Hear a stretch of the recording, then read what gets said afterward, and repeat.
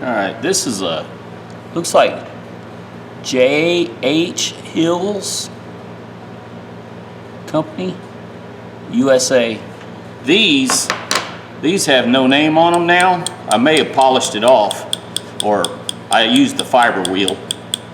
And at first, I'm thinking these might be Mac or Matco. I think they're Mac brand. Anyways, doesn't matter. I like the nose. I like these pliers. These are staying. These are staying with me. They're a little stiff, so I'm just loosening them up. You can see the rust coming out of them. Do that for a few minutes till it starts coming out clear, and I'm good to go, and I'll throw a polish on them. These are a little bit the same way, I think. Yeah, they're already loose. Yeah, look at the rust coming out. Look at that. It don't take but a few seconds. I wish people would take better care of their tools. I guess they did. I wouldn't get such good deals on them. Anyways, do this for a few minutes, and look at the rust on this one. And then we'll go to the polishing wheel real quick.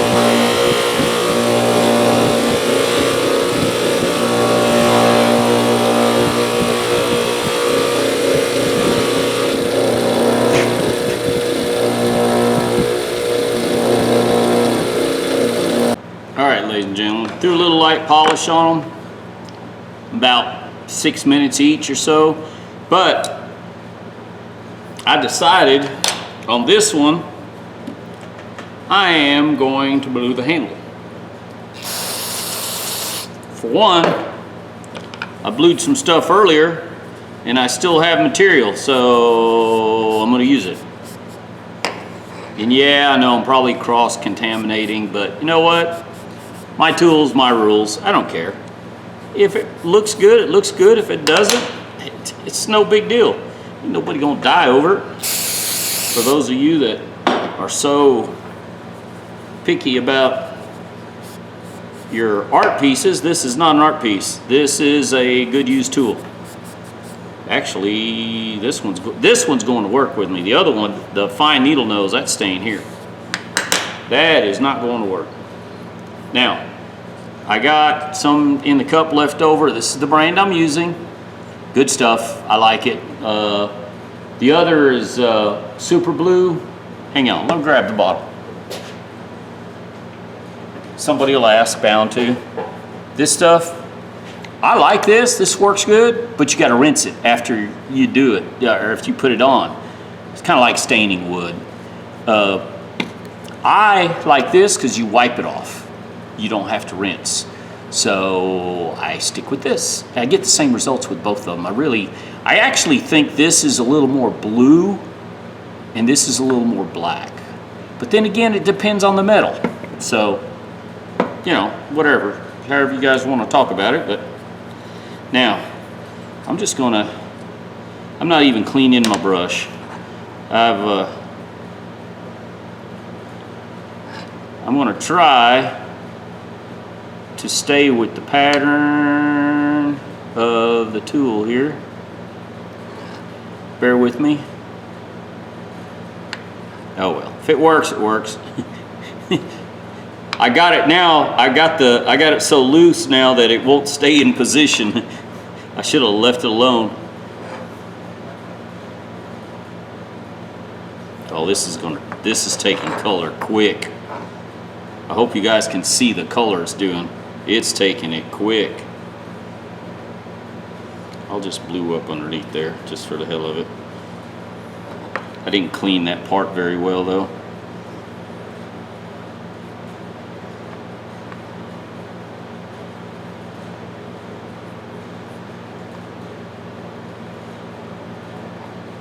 Check that out. Look at the difference.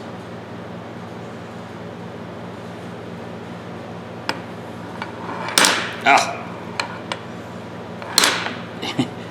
The pliers are slick now because I polished. They're hard to hold on to now.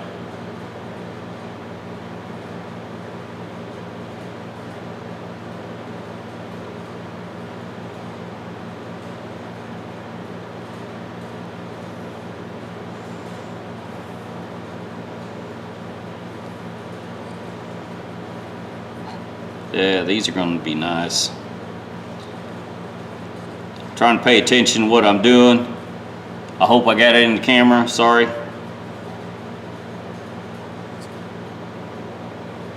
Sometimes I pay more attention to what I'm doing than the camera itself, so.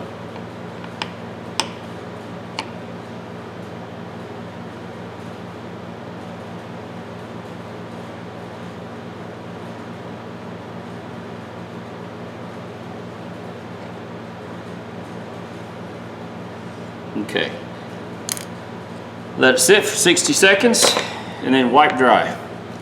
So that's it. I'm only gonna put one coat on these. I'm not worried about the, wish I had something else to stain or to blue, because I still got some in there.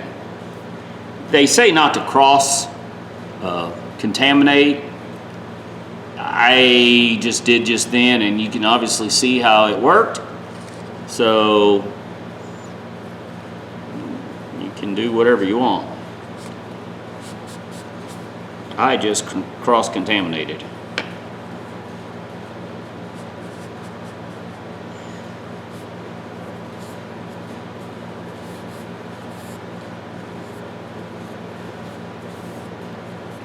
See?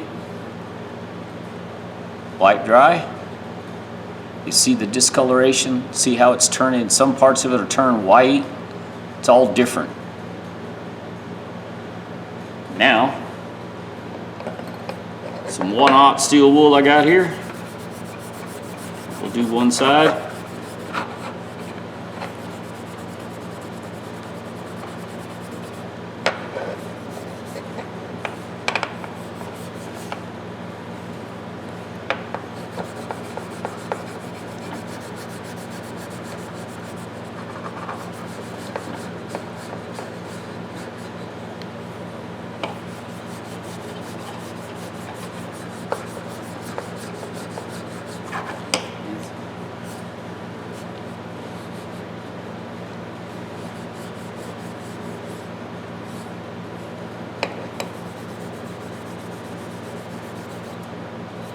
All right.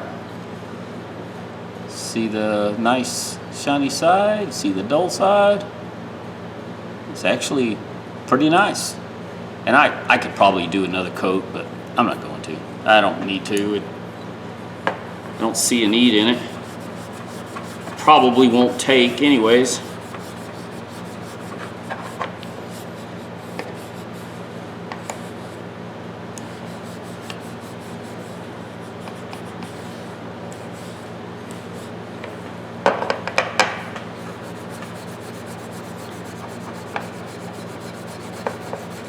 I'm bluing these, and I blued part of a monkey wrench earlier, and I got part of it painted.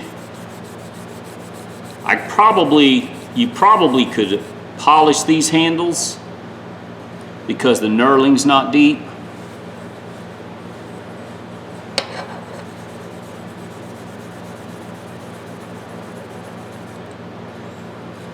There you go. Look at there. All right, let me clean up my mess, be right back.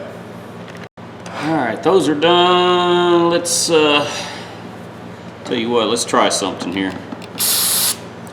Most of the time, the plastic doesn't deteriorate.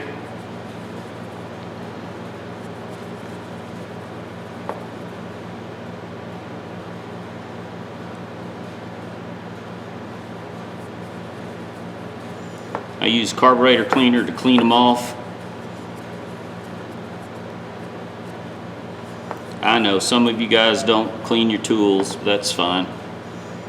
I do.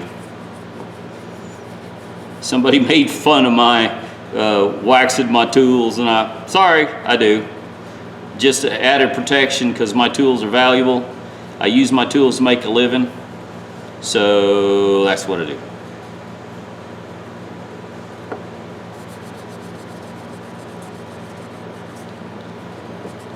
You know how, if you guys ever watch a mud guy, they go to break or go to lunch, they'll throw all their trowels and everything in a bucket of water and come back and get them later? No. I was taught not to do that. If you're done with your tools, you're going to lunch, you clean them up before you walk away from there.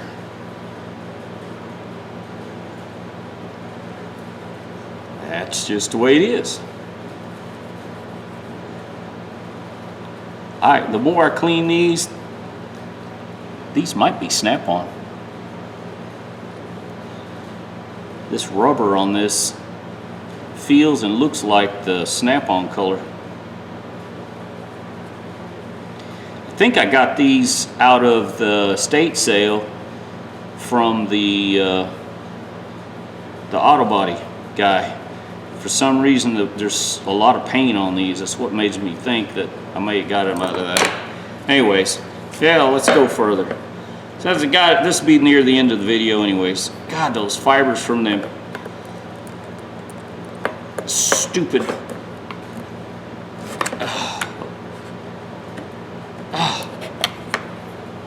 Okay, I'm fighting here. Hang on.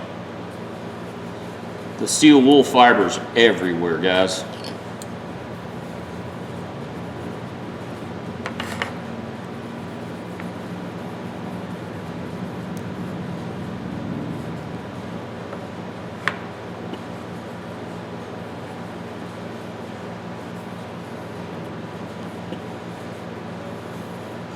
I throw a coat of wax on everything. One, it repels water. It helps keep them clean. I won't wax the bluing because sometimes it takes the bluing off before it needs to dry quite a bit before you do that. Anyways, I wax them just because it keeps my tools clean. That's just, I can't remember a gentleman I worked with, he waxed his hammers and stuff he used on the work site. He'd do it every once in a while, and I kind of got, that's how I remember it. I didn't do it until later on in life. I always clean my tools though.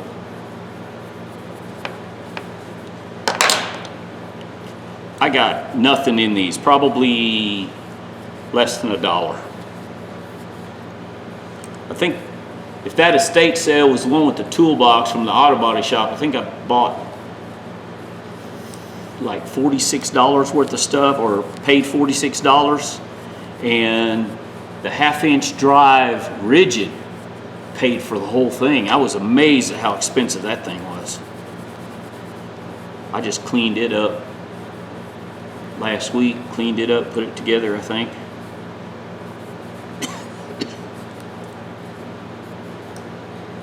All right, ladies and gentlemen, look at there. Nothing fancy. Oh, there's a little wax on the inside. Teeth are in really good shape. Nothing wrong with them. They haven't been electrocuted anyway. Sometimes you find these and somebody's melted the ends of them, you know, panel or something. These are USA made. Can't really tell the name on it now. Couldn't really see it under the magnifying glass. I meant, I didn't take all the pitting and the damage off. No need to. It's a good used tool. I just want it nice and clean. It opens and closes with no problem. The bluing looks good. I may go ahead and oil these and set them outside just because I can, but it'll make them blacker. But that's it, ladies and gentlemen. 2 good tools for $1 or less, and a little time to clean them. I may have 40-45 minutes time in it, so you know, it's worth it. These old oddball tools that are out there at these garage sales and estate sales and places like that, where you guys, you know, a lot of people pass them up. It's worth stopping and picking them up, ladies and gentlemen. These tools right here will work for me. They will make me a living. They are useful for what I do. And this one will stay home. This one will go to work with me. I have made this one. I made a pair of pointed ones. These I ground down. But this is the only pair I got like this here at the house. So this is just a good addition. And if I need it to take it to work, I will.